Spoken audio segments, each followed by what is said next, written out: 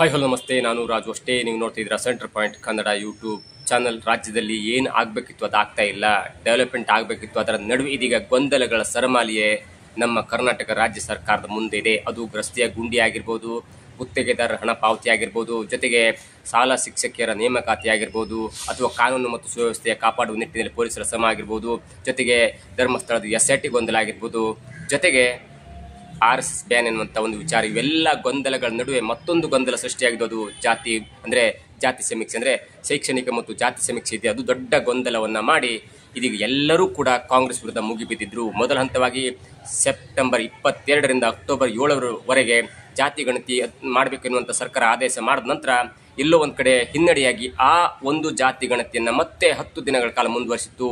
ಅದು ನಿನ್ನೆ ಕೂಡ ಕೊನೆಯಾಗಿದೆ. ಹಾಗಾದರೆ ಜಾತಿ ಸಮೀಕ್ಷೆ ಸಂಪೂರ್ಣವಾಗಿ ಆಯ್ತಾ ಇಲ್ವಾ?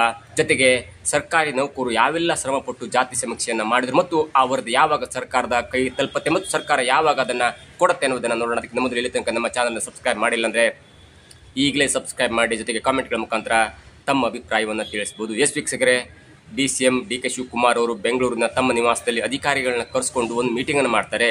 ಯಾಕೆ ಸುಮ್ಮನೆ ನೀವು ಜಾತಿ ಗಣತಿ ವಿಚಾರದಲ್ಲಿ 60-70 ಕ್ವಶನ್ನ ಕೇಳಿ ಯಾಕೆ ನೀವು ನಾಗರಿಕರ ಒಂದು ಪೇಷನ್ಸನ್ನು ಚೆಕ್ ಮಾಡ್ತೀರಾ? ಹಾಗೆ ಮಾಡಬಾರ್ದು. ಎಲ್ಲರಿಗೂ ಕೂಡ ಅವರವ್ರದೇ ಆದ ಕೆಲಸ ಇರುತ್ತೆ, ಅವರವ್ರದೇ ಆದ ಕೆಲಸ ಮುಗಿಸ್ಕೊಂಡು ಬಂದಿರ್ತಾರೆ. ಅಂಥ ಒಂದು ಟೈಮ್ನಲ್ಲಿ ಅವರ ಟೈಮ್ ಯಾಕೆ ವೇಸ್ಟ್ ಮಾಡ್ತೀರಾ? ಅಲ್ಲಿ ಹುಂಜ ಇದೆಯಾ, ಕೋಳಿ ಇದೆಯಾ, ನರಿ ಇದೆಯಾ, ನಾಯಿ ಇದೆಯಾ, ಬೆಕ್ಕಿದೆಯಾ, ಅಥವಾ ಕೋಣೆಗಳೆಷ್ಟಿವೆ, ಎಷ್ಟು ಕೋಣೆಲಿ ಯಾರು ಮಲಗ್ತಾರೆ ಅನ್ನುವಂಥ ಒಂದು ನಾನ್ಸೆನ್ಸ್ ಕ್ವಶನನ್ನು ಯಾಕೆ ಕೇಳ್ತೀರಿ ನೀವು? ಒಂದು ಜಾತಿ ಕೇಳಿ, ಒಂದು ಓದ್ ಕೇಳಿ, ಒಂದು BPL ಕೇಳಿ, ಒಂದು APL ಕೇಳಿ, ಆಧಾರ್ ಮತ್ತು ಪ್ಯಾನ್ ಕಾರ್ಡ್ ಏನೇನು ಕೇಳಬೇಕಂತಲ್ಲ, ಮಿನಿಮಮ್ ಕ್ವಶನನ್ನು ಕೇಳಿ ನೀವು ಅದನ್ನು ಜಾತಿ ಸಮೀಕ್ಷೆಯನ್ನು ಮುಗಿಸಿ ಯಾವುದೇ ಕಾರಣಕ್ಕೂ ಕೂಡ ನಾಗರಿಕರ ಪೇಷನ್ಸನ್ನು ಚೆಕ್ ಮಾಡಬೇಡಿ ಅನ್ನುವಂಥ ಒಂದು ಖಡಕ್ ಸೂಚನೆ ಆದ ನಂತರ ಇದೀಗ ಜಾತಿ ಸಮೀಕ್ಷೆ ನಿನ್ನೆ ಯಶಸ್ಸುಪೂರ್ಣವಾಗಿ ಅಂದರೆ ಸಕ್ಸಸ್ಫುಲಿ ಕಂಪ್ಲೀಟ್ ಆಗಿದೆ ಅಂತ ಹೇಳ್ಬೋದು. ಈ ಹಿಂದೆ ಬಂದಂಥ ಎಲ್ಲ ಅಧಿಕಾರಿಗಳು ಕೂಡ ಸರಿಸುಮಾರು ಒಂದು 10-20 ಪ್ರಶ್ನೆಗಳನ್ನ ಕೇಳಿ ಎಲ್ಲರೂ ಕೂಡ ಇರಿಟೇಟ್ ಮಾಡಿ 60 ಕ್ವಶನ್ ಯಾರೂ ಕೂಡ ಕೇಳಿಲ್ಲ. ಅದು ಏನಂತಾರೆ, ಪೇಪರ್ನಲ್ಲಿ ಮಾತ್ರ ಇತ್ತು. ಅದಕ್ಕೆ ಸಂಬಂಧಪಟ್ಟಂತ ಅವ್ರ ಮನೆಯವ್ರು ನೋಡಿ ಮಾತ್ರ ಕೇಳ್ತಾ ಇದ್ರು.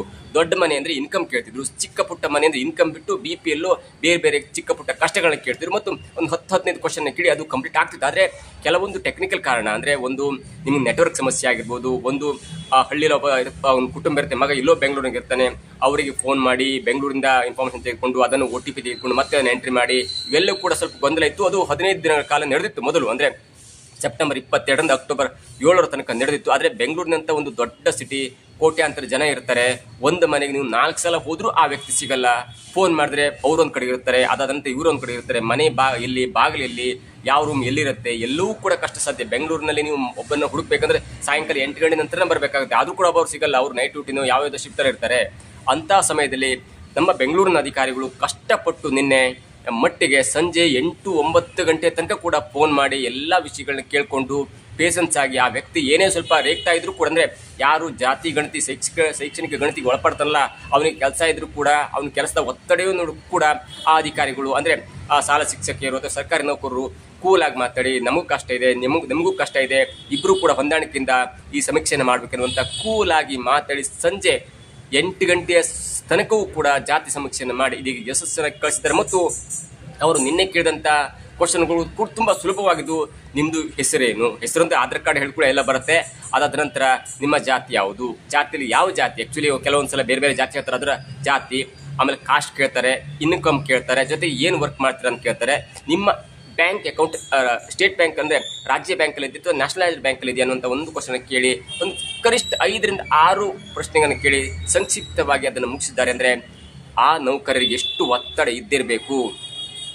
ಸರಿಸುಮಾರು 8:30-9 ಗಂಟೆ ತನಕ ಕೂಡ ಅವರು ಫೋನ್ ಮಾಡಿ ಮನೆಗೆ ಹೋಗಿ ಅವರ ಓನರ್ನಿಂದನೋ ಬೇರೆ ಕಡೆಯಿಂದನೋ ಫೋನ್ ಮಾಡಿಸಿ ಕೇಳಿ ಎಲ್ಲವನ್ನು ಕೂಡ ಸಮಾಧಾನವಾಗಿ ಮಾಡಿ ಮುಗಿಸಿದ್ದಾರೆ. ಇದಕ್ಕೆ ಮುಖ್ಯವಾದ ಕಾರಣ DK ಶಿವಕುಮಾರ್ ಅವರು ಅಂತ ಹೇಳ್ಬೋದು. ಯಾಕಂದರೆ DK ಶಿವಕುಮಾರ್ ಅವರು ಅಧಿಕಾರಿಗಳನ್ನ ಕರ್ಕೊಂಡು ಬೆಂಗಳೂರಿನ ಜನರ ಪೇಷನ್ಸನ್ನು ಯಾವುದೇ ಕಾರಣಕ್ಕೂ ಕೂಡ ನೀವು ಚೆಕ್ ಮಾಡ್ಲಿಕ್ಕೆ ಹೋಗಬಾರ್ದು. ಅವ್ರಿಗೆ ಅವರವ್ರದೇ ಕೆಲಸ ಇರುತ್ತೆ. ಯಾರೋ ಒಬ್ಬ 30-40-50 ಸಾವಿರ ಸಂಬಳ ತೆಗೆದುಕೊಳ್ಳೋನು ಅವನು ಮನೆ ಬಾಡಿಗೆ ಕಟ್ಟಬೇಕಾಗತ್ತೆ, ಫ್ಯಾಮಿಲಿ ಸಾಕಬೇಕಾಗತ್ತೆ, ಅದು ಆಗಬೇಕಾಗುತ್ತೆ, ಇದಾಗಬೇಕಾಗುತ್ತೆ, ಅವನೊಂದು EMI ಇರುತ್ತೆ, ಸಾಲ ಇರುತ್ತೆ, ಬೇರೆ ಬೇರೆ ಕಷ್ಟ ಇರುತ್ತೆ. ಅಂತ ನಡುವೆ ನೀವು ಎಕ್ಸಾಮಿಗೆ 60 ಕ್ವಶನ್ ನಾವು ಟಿಕ್ ಮಾಡಿರಲ್ಲ ಅಥವಾ 60 ಕ್ವಶನಿಗೆ ನಾವು ಆನ್ಸರ್ ಬರೋದಿರಲ್ಲ. ಅಂಥದ್ರಲ್ಲಿ ಯಾವುದೋ ಒಂದು ಜಾತಿ ಸಮೀಕ್ಷೆ ಅಂತೆ, ಶೈಕ್ಷಣಿಕ ಸಮೀಕ್ಷೆ ಅಂತೆ, ಏನೋ ಅಂತೆ, ಅದರಿಂದ ಏನು ಉಪಯೋಗ ಎನ್ನುವುದು ಸರಿಯಾಗಿ ಅರ್ಥವಾಗದಿದ್ರು ಕೂಡ ಯಾರು 60 ಪ್ರಶ್ನೆಗಳಿಗೆ ಉತ್ತರವನ್ನು ಕೊಡ್ತಾರೆ ಎನ್ನುವಂಥ ಗೊಂದಲ ಯಾಕೆ ಬೇಕಿತ್ತು ಎನ್ನುವಂಥ ಗೊಂದಲ ಕೂಡ ಇತ್ತು. ಆದರೆ ಕೆಲವೊಂದು ಗೊಂದಲದ ನಡುವೆ ಕೆಲವೊಂದು ದೊಡ್ಡ ದೊಡ್ಡ ವ್ಯಕ್ತಿಗಳು ಜಾತಿ ಸಮೀಕ್ಷೆಗೆ ಸಹಕರಿಸಿದ ನಡುವೆ ಕೂಡ ಎಕ್ಸಾಂಪಲ್ ಸುಧಾಮೂರ್ತಿ ಆಗಿರ್ಬೋದು ಅಥವಾ IAS ಅಧಿಕಾರಿ ಆಗಿರುವಂಥ ಮೌದ್ಗಿಲ್ ಆಗಿರ್ಬೋದು, ಕೆಲವು ಅಧಿಕಾರಿಗಳು ದೊಡ್ಡ ವ್ಯಕ್ತಿಗಳು ಯಾಕೆ ನಮ್ಮ ಪರ್ಸನಲ್ ಡೀಟೇಲ್ಸ್ ಅನ್ನು ನಿಮ್ಗೆ ಕೊಡಬೇಕು ಎನ್ನುವಂಥ ಅಥವಾ ಡಾಟಾ ಸೋರಿಕೆ ಆಗುತ್ತೆ ಅನ್ನುವಂಥ ಕಾರಣಕ್ಕಾಗಿ ಹೇಳಿದ್ರು ಕೂಡ ಸರ್ಕಾರಿ ನೌಕರರು ಎಲ್ಲವನ್ನೂ ಸಮಾಧಾನದಿಂದ ಅದನ್ನ ಕೂತು ಪರಿಹಾರ ಮಾಡಿಕೊಂಡು ಎಲ್ಲವನ್ನು ಕೂಡ ಇದೀಗ ಜಾತಿ ಸಮೀಕ್ಷೆ ಎನ್ನುವುದು ಮೊಟ್ಟ ಮೊದಲ ಬಾರಿಗೆ ಅಂದ್ರೆ 2016 ಒಂದ್ಸಲ ಜಾತಿ ಸಮೀಕ್ಷೆ ಆಗಿತ್ತು. ಅದು ಈಗ ಮಂಡನೆ ಆದ್ರೂ ಕೂಡ ಅದರಲ್ಲಿ ಸ್ವಲ್ಪ ವ್ಯತ್ಯಾಸ ಇದೆ. ಲಿಂಗಾಯತರು 1 ಕೋಟಿ ಜನ ಇದ್ದಾರೆ, ಗೌಡರು ಕೂಡ ಒಕ್ಕಲಿಗರು ಕೂಡ 1 ಕೋಟಿ ಇದ್ದಾರೆ. ಆದ್ರೆ ಅದನ್ನ 50 ಲಕ್ಷಕ್ಕೆ ಸಂಖ್ಯೆಯನ್ನು ತೋರಿಸಿದ್ದಾರೆ ಅನ್ನುವಂಥ ಗೊಂದಲದ ನಡುವೆ ಅದನ್ನ ಬಿಟ್ಟು ಹೊಸದಾಗಿ ಈಗ ಜಾತಿ ಸಮೀಕ್ಷೆ ಅಥವಾ ಶೈಕ್ಷಣಿಕ ಸಮೀಕ್ಷೆ ಮಾಡುವ ನಿಟ್ಟಿನಲ್ಲಿ ಒಂದು ಸರ್ಕಾರ ಒಂದು ನಿರ್ಣಯವನ್ನು ಕೈಗೊಳ್ತು ಕ್ಯಾಬಿನೆಟ್ನಲ್ಲಿ. ಅದಕ್ಕೂ ಕೂಡ ತಕರಾರಾಯಿತು.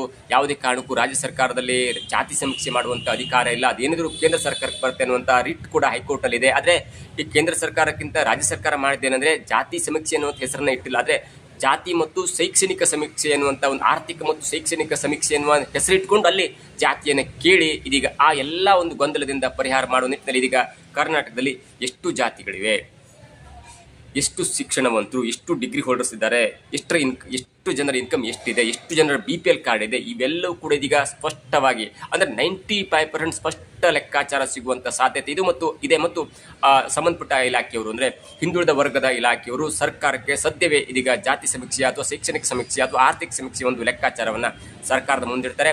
ಸರ್ಕಾರ ಎಲ್ಲವನ್ನು ಅಳೆದು ತೂಗಿ ಎಲ್ಲವನ್ನು ಟೋಟಲ್ ಮಾಡಿ ಇದೀಗ ಸರ್ಕಾರ ಅಂದ್ರೆ ಮುಂದಿನ ಒಂದು ಕ್ಯಾಬಿನೆಟ್ನಲ್ಲೂ ಅಥವಾ ಮುಂದಿನ ಒಂದು ವಿಧಾನಸಭೆಯ ಅಧಿವೇಶನದಲ್ಲಿ ಎಲ್ಲವನ್ನು ಕೂಡ ಸರ್ಕಾರ ಜನರ ಮುಂದಿಟ್ಟು ತನ್ನ ಒಂದು ಸಾಧನೆ ನಮ್ಮ ಕರ್ನಾಟಕದಲ್ಲಿ ಇಷ್ಟಿಷ್ಟು ಜನ ಇದ್ದಾರೆ, ಇಷ್ಟು ಜಾತಿಯವರಿದ್ದಾರೆ, ಇಷ್ಟು ಧರ್ಮದವರಿದ್ದಾರೆ, ಇಷ್ಟು ಜನ ಹೀಗಿದ್ದಾರೆ, ಇಷ್ಟು ಜನ BPL ಅವರಿದ್ದಾರೆ, ಇಷ್ಟು ಜನ APL ಅವರಿದ್ದಾರೆ, ಎಲ್ಲವನ್ನು ಕೂಡ ಸ್ಪಷ್ಟಪಡಿಸುವಂತಹ ಸಾಧ್ಯತೆ ಇದೆ. ಮತ್ತು ಒಂದು ಹಂತದಲ್ಲಿ 2023ರಿಂದ 2025 ತನಕ ಆದಂತ ಒಂದು ದೊಡ್ಡ ಬೆಳವಣಿಗೆಯಲ್ಲಿ ಈ ಜಾತಿ ಸಮೀಕ್ಷೆ ಎನ್ನುವುದಿದೆಯಲ್ಲ ಅದು ಇದೀಗ ಸಂಪೂರ್ಣವಾಗಿ ಕಂಪ್ಲೀಟ್ ಆಗಿದೆ ಅನ್ನೋದು ಕೂಡ ನಿನ್ನೆಯಿಂದ ಅರ್ಥ ಆಗುತ್ತೆ. ಮತ್ತು ನಿನ್ನೆ ಸರ್ಕಾರಿ ನೌಕರರು ಪಟ್ಟಂತ ಕಷ್ಟದಿಂದ ಅರ್ಥ ಆಗುತ್ತೆ ಅಂತ ಹೇಳ್ಬೋದು. ಜೊತೆಗೆ ಒಂದು ಲೆಕ್ಕಾಚಾರದಲ್ಲಿ ಯಾವ ಊರಿನಲ್ಲಿ ಎಷ್ಟು ವಲಸಿಗರಿದ್ದಾರೆ ಅನ್ನೋದು ಕೂಡ ಲೆಕ್ಕಾಚಾರ ಆಗಿದೆ. ಯಾಕಂದ್ರೆ ಉತ್ತರ ಕನ್ನಡ ಜಿಲ್ಲೆಯನ್ನ ನಾವು ಕಂಪೇರ್ ಮಾಡಿದ್ರೆ ಅಲ್ಲಿ ಪ್ರವಾಸೋದ್ಯಮ ದೊಡ್ಡದಾಗಿ ಬೆಳೀತದೆ. ಅಲ್ಲಿ ಕಾರವಾರ ಆಗಿರ್ಬೋದು, ಅಂಕೋಲ ಆಗಿರ್ಬೋದು, ಗೋಕರ್ಣ ಆಗಿರ್ಬೋದು, ಹೊನ್ನಾವರ ಆಗಿರ್ಬೋದು, ಮುರುಡೇಶ್ವರ ಆಗಿರ್ಬೋದು, ಜೊತೆಗೆ ಅಲ್ಲಿ ಮೀನುಗಾರಿಕೆ ವಲಯವೂ ಕೂಡ ಇದೆ. ಹೀಗಾಗಿ ಬೇರೆ ಬೇರೆ ರಾಜ್ಯಗಳಿಂದ ಬಂದ ವಲಸಿಗರ ಸಂಖ್ಯೆಯೂ ಕೂಡ ಇದೆ. ಒಂದು ಲೆಕ್ಕಾಚಾರದ ಪ್ರಕಾರ ಅಂಕೋಲಾದಲ್ಲಿ 26,000 ವಲಸಿಗರಿದ್ದಾರೆ, ಹೊನ್ನಾವರದಲ್ಲಿ 35,000 ವಲಸಿಗರಿದ್ದಾರೆ. ಬೇರೆ ಬೇರೆ ರಾಜ್ಯಗಳಿಂದ ಅಥವಾ ರಾಜ್ಯದ ಬೇರೆ ಬೇರೆ ಜಾಗಗಳಿಂದ ಬಂದು ಅಲ್ಲಿ ವಲಸೆ ಹೋಗಿದವರು ಕೂಡ ಇದೆ, ಅವು ಕೂಡ ಲೆಕ್ಕಾಚಾರಕ್ಕೆ ಬಂದಿದೆ. ಹೀಗಾಗಿ ಯಾವ ರಾಜ್ಯದಲ್ಲಿ ಅಥವಾ ಯಾವ ಜಿಲ್ಲೆಯಲ್ಲಿ ಎಷ್ಟು ಜನ ಇದ್ದಾರೆ ಅನ್ನೋದು ಕೂಡ ಸ್ಪಷ್ಟ ಮಾಹಿತಿ ಇದೀಗ ಜಾತಿ ಅಂದ್ರೆ ಆರ್ಥಿಕ ಮತ್ತು ಶೈಕ್ಷಣಿಕ ಸಮೀಕ್ಷೆಯಿಂದ ತಿಳಿದು ಬಂದಿದೆ. ಮತ್ತು ಇದು ಒಂದು ಕಡೆ ಒಳ್ಳೆಯದು ಅಂತ ಹೇಳ್ಬೋದು. ಯಾಕಂದ್ರೆ ಯಾವ್ದಾದ್ರು ಒಂದು ಯೋಜನೆ ಮಾಡಬೇಕು ಅಥವಾ ಯಾವ್ದಾದ್ರು ಒಂದು ಲೆಕ್ಕಾಚಾರ ಹಾಕಬೇಕಂದ್ರೆ ಈ ಎಲ್ಲಾ ಅಂಕಿ ಸಂಖ್ಯೆಗಳು ಸರ್ಕಾರಕ್ಕೆ ಬೇಕಾಗುತ್ತೆ. ವಿರೋಧ ಪಕ್ಷ ಏನೇ ಮಾತಾಡಿದ್ರು ಕೂಡ ಕೆಲವೊಂದು ಸ್ಟಾರ್ಟಿಂಗ್ ನಲ್ಲಿ ಗೊಂದಲ ಆದದ್ದು ಕೂಡ ಸತ್ಯ. ಯಾಕಂದ್ರೆ 60 ಕ್ವಶನ್ ಯಾಕೆ ಕೇಳಬೇಕೆನ್ನುವುದೇ ಮೊದಲ ತಪ್ಪು ಉದ್ದೇಶವಾಗಿತ್ತು. ಅದರ ನಡುವೆ ಎಲ್ಲವೂ ಕೂಡ ಸರಳೀಕರಣವಾಗಿ ಇದೀಗ ಆರ್ಥಿಕ ಶೈಕ್ಷಣಿಕ ಸಮೀಕ್ಷೆ ಒಂದು ಹಂತಕ್ಕೆ ಯಶಸ್ಸನ್ನ ಗಳಿಸಿದೆ ಅಂತ ಹೇಳ್ಬೋದು. ಇದಾಗಿತ್ತು ಇವತ್ತಿನ ವಿಶೇಷ. ನೋಡ್ತಾರೆ centre point Kannada YouTube channel.